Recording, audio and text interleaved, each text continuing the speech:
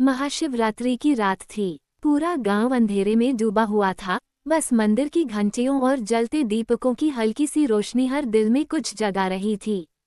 ठंडी हवा चल रही थी, जैसे खुद कैलाश से कोई श्वास उतर आई हो।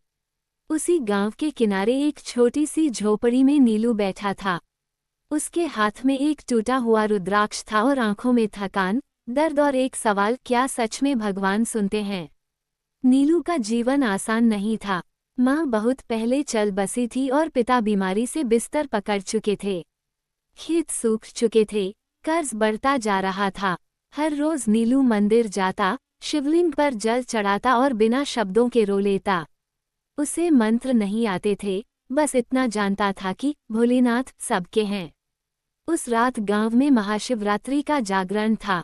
लोग नए कपड़े पहनकर, ढोल नगाड़ों के साथ हर हर महादेव के नारे लगा रहे थे। नीलू ने भी पिता के लिए दवा रखी और धीरे धीरे मंदिर की ओर चल पड़ा। मंदिर के आंगन में लोग बैठे थे, कोई कथा सुन रहा था, कोई भजन गा रहा था।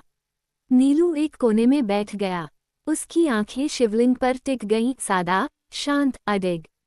पुजारी जी बोले, आज की रात जागरण की रात है।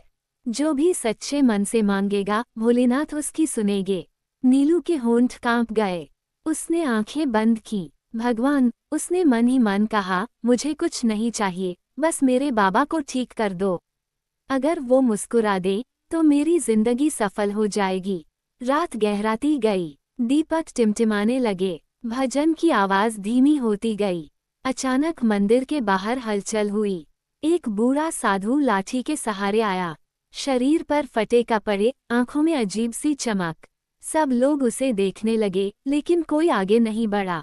साधु ने धीमी आवाज में कहा, बेटा, बहुत ठंड है, थोड़ा पानी मिल जाएगा। कुछ लोग हिचकिचाए। किसी ने कहा, जागरण चल रहा है।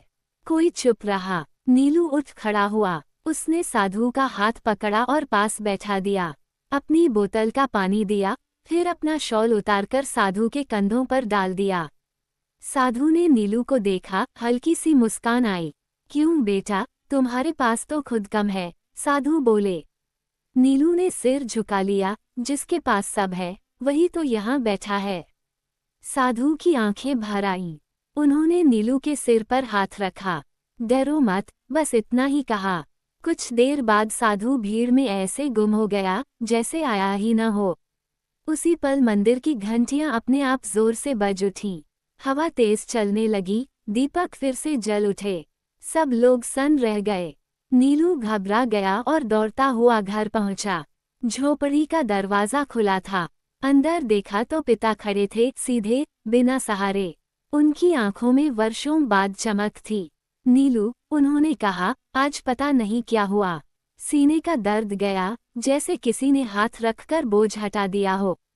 नीलू फूट फूट कर रो पड़ा। वह पिता के चरणों में गिर गया। उसकी नज़र जमीन पर पड़ी, वहीं टूटा हुआ रुद्राक्ष अब पूरा था, चमकता हुआ। सुबह हुई। गांव में खबर फैल गई। सब लोग मंदिर पहुंचे। पुजारी जी भी हैरान थे। शिवलिंग पर बेलपत्र अपने आप ताजे थे, जैसे अभी अभी चढ़ाए गए हों। नीलू चुपचाप खड़ा था। उसके चेहरे पर शांति थी, कोई गर्व नहीं। उसने समझ लिया था, भगवान शब्दों से नहीं, भाव से प्रसन्न होते हैं।